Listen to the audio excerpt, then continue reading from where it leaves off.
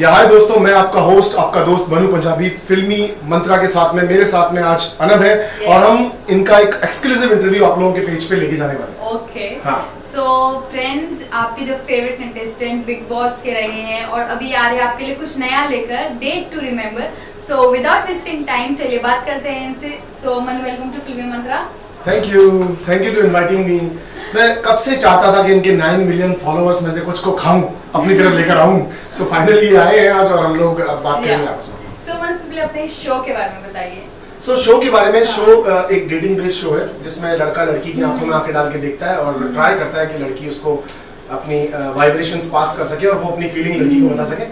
और बेसिकली ये x present का एक शो है कि एक लड़का है जिसकी एक एक्स गर्लफ्रेंड थी, बट वो कहीं ना कहीं समहाउ समवेयर उसके लिए उसके पास फीलिंग्स हैं और वो उसके टच में है।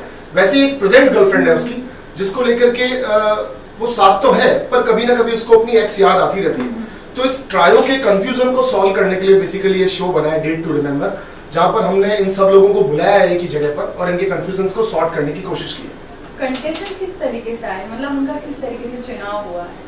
इनका चुनाव इस तरीके से हुआ है कि हम लोगों ने डिफरेंट सिटीज में ऑडिशन किए थे और लगभग हम 15 सिटीज में ऑडिशंस के लिए गए थे। तो वहाँ से ये बच्चे शॉर्टलिस्ट होकर के आए हैं जो हमें जेन्युइन दिखे, जिनकी प्रॉब्लम्स हमें लगा कि हाँ, इन प्रॉब्लम्स को अगर हम टेलीविजन पे लेके जाते हैं तो शायद टीआरपी मिलेगी और शो चलेगा और आगे हमको काम मिलेगा। अच्छा, जैसे कि नॉर्मली इस शो का कॉन्सेप्ट का आगाज किस तरीके से, मतलब कहाँ से शुरुआत हुई थी इसकी और आपको किस तरीके से मिला ये शो? आगाज इस शो का कुछ ऐसे हुआ था कि एक आदमी की जेब में पैसे थे, दूसरे के पास आइडिया था, वो दोनों आपस में मिले, यानी प्रोड्यूसर राइटर, और इन लोगों ने मिलकर इस कॉन्सेप्ट को, इस जगह को पिच किया होगा सेलोसिटी वालों को, जो मेरा काम भी देखते हैं, मेरी एजेंसी भी है।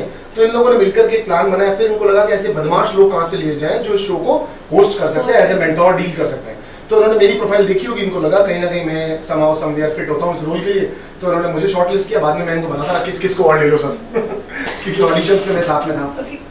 जैसे कि आप कोई स्क्रिप्ट अगर पसंद करते हैं तो उसमें कौन से नॉर्मली क्वालिटीज क्या देखते हैं? मैं पैसे देखता हूँ। हाँ, पहले मैं प्राइमरी सबसे पहले पैसे देखता हूँ कि मुझे कितने मिल रहे हैं, वरना बात के अंदर तो हम तब घुसेंगे ना। First I see the depth of water, then I into the like water, like मैं तब जंप करने की कोशिश करूंगा। तो पहले मैं पैसे देखता हूँ और पैसे मुझे अच्छे मिल रहे हैं तो मैं काम के लिए हाँ कहता हूँ। उसके बाद में मैं स्क्रिप्ट और स्टोरी देखता हूँ, अगर मुझे पसंद आती है तो मैं उसको एक्सेप्ट। पैसे की बात है, रिसेंटली आपके बहुत सारे आर्टिकल्स आ रहे थे कि आपके पैसे किसने गायब कर लिया आपके बैंक अकाउंट से, आखिर वो था क्या?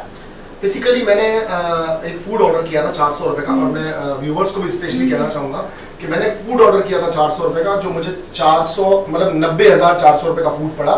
ये हुआ, इसके पीछे रीजन ये था कि मैंने शायद लापरवाही से अपना कार्ड किसी को दे दिया होगा और उस कार्ड की वजह से मुझे पे करना पड़ा होगा। मेरे कार्ड की क्लोनिंग हुई है। हम यूजुअली अपना कार्ड किसी भी पेट्रोल पंप पे या किसी को भी देते हैं, वो लोग स्वाप करते हैं, वो उसके साथ क्या करते हैं हमें तो पता चलता नहीं। बट आई मस्ट से कि लाइक मुझे मुंबई पुलिस बहुत सपोर्ट कर रहा है, मेरे वेस्ट जोन का डीजी है मिस्टर विक्रम देशमाने, जिन्होंने स्पेशली मेरे केस को हैंडल किया है और वो बहुत ढंग से इसको देख रहे हैं। बैंक मैनेजर्स भी सपोर्ट कर रहे हैं। I hope for the best. मुझे मेरा पैसा मिलता है नहीं मिलता है मेरे लिए वो इतना बड़ा इशू नहीं है, लेकिन मेरे लिए उससे बड़ा इशू ये है कि अगर हम लोग 90,000 रुपए जैसी रकम को एक झटके में खो सकते हैं तो हम सेफ नहीं है बैंकिंग्स के साथ। तो हम सेफ नहीं है। जहाँ पे हमारे ऑनरेबल प्राइम मिनिस्टर बोलते हैं कि इंडिया को कैशलेस किया जाए और बैंकिंग्स पे फोकस किया जाए, सर तो अगर बैंक भी सेफ नहीं रख पा रही पैसों को तो हम लोग कहाँ खड़े हैं? सो आपकी इसी ओपिनियन की वजह से आपको आपके फैंस चाहते कि शायद से आप कुछ ऐसा करें जो नॉर्मली उनके सपोर्ट में हो, जैसे कि बहुत सारे लोगों के साथ बहुत सारी परेशानियां होती है बट कोई आगे नहीं आता उस चीज को लेकर। मैं आपको बहुत फ्रेंकली कह रहा हूँ कि अभी मैंने एक ट्राई किया है, मैंने कोई रिपोर्ट नहीं कराया था, मैंने बस एक पुलिस एफआईआर कराया।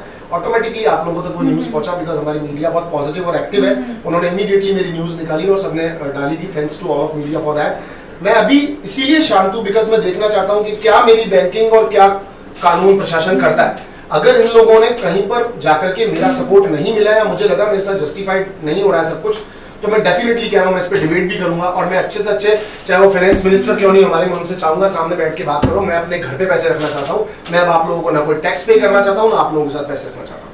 ये सब मैं तब करूंगा जब उस स्टेज पे पहुंच जाऊंगा। ओके मनु, एक बात बताइए, जब आप ये शो कर रहे थे तो ऐसा कोई मोमेंट जो आपको डिफिकल्ट सिचुएशन में ला के खड़ा किया और जैसे कोई ऐसा कुछ ट्रिकी सा जो आप शेयर करना पसंद करेंगे? सी बेसिकली इस शो में ट्रिक्स की जरूरत सिर्फ तब पड़ रही थी जब कंटेस्टेंट्स को एक टास्क के लिए भेजना था, एलिमिनेशन के लिए भेजना था, वो थोड़ी सी सोचने वाली बात थी।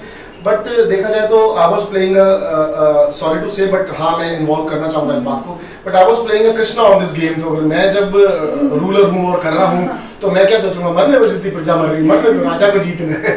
मैं उस वाली थ्योरी पे था और शो बहुत इंटरेस्टिंग था। धीरे धीरे करके आपका दिल लग ही जाता है, आपका लगाव बच्चों से हो ही जाता है। मेरे को भी बहुत अटैचमेंट हो गया था। बिग बॉस मराठी देखते हैं आप? तो बिग बॉस मराठी के एक्चुअली जितने भी वूड पे शोज आते हैं वो मुझे पिंग आता ही है उनका, बिकॉज मैं वूड फॉलो करता हूँ।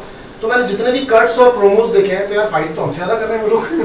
मतलब एक्चुअली हो जाती है उस घर के अंदर, और मराठी में क्रिस्प थोड़ा ज्यादा है, अच्छा लग रहा है। महेश जी होस्ट है, उनके बारे में क्या कहें? Mahesh Manjrekar sir fabulous man यार, वो भी एक बिंदास सोल आदमी है। मतलब मैं बता रहा हूँ आपको, ये जो क्रिएटिव टीम है ना, ये बहुत समझदार है। मतलब ऐसा ये मैसेज आपके लिए, क्रिएटिव टीम बहुत समझदार है। ये लोग बहुत अच्छे से ढंग से होस्ट को, कंटेस्टेंट्स को निकालते हैं खोज करके। फाइनल वर्ड्स अपने फैन से क्या कहना चाहेंगे? मैं अपने फैंस को, स्पेशली फैंस, आप अपने आप को बोलो, ये आपका बड़प्पन है। मेरे फ्रेंड्स को और फॉलोअर्स को ये कहना चाहूंगा कि दोस्तों लाइफ बहुत शॉर्ट है, इसमें करने वाले सारे काम करने चाहिए। जो पेरेंट्स को कम ज्यादा समझ में आते हैं उनको कन्विंस करो, उनको मनाओ, बट अपनी जिंदगी के लिए कुछ करने की पूरी कोशिश करो। थोड़ा बहुत अगर अच्छा बुरा गलत वलत भी होता है तो चलेगा यार, लेकिन कुछ करके दिखाओ, जैसे कल आपको दुनिया पूरी मिलके सैल्यूट मारे। मैं आपका दोस्त, आपका होस्ट मनु पंजाबी, फिल्मी मंत्रा से मनु पंजाबी आपके साथ। Thank you so much and all the best for your show.